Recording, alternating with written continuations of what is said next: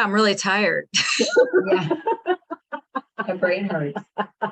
My brain hurts on a regular basis. I mean, it brings challenges because I think it, like I kind of said before, about like leveled me and Brittany up, that we're now learning about things like entrepreneurial operating systems and processes, and how to do projections, and like things that we haven't really thought about because we were so stuck in the stuff.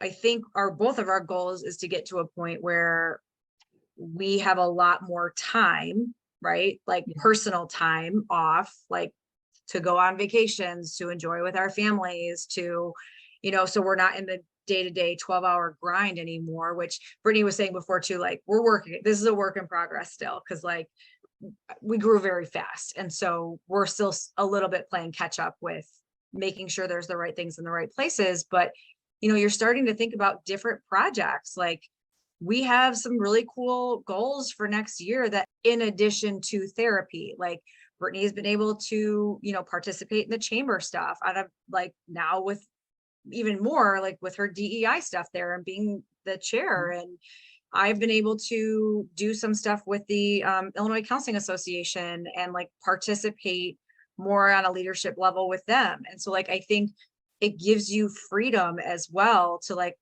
really put your energy where you want to put it, whatever that looks like for you.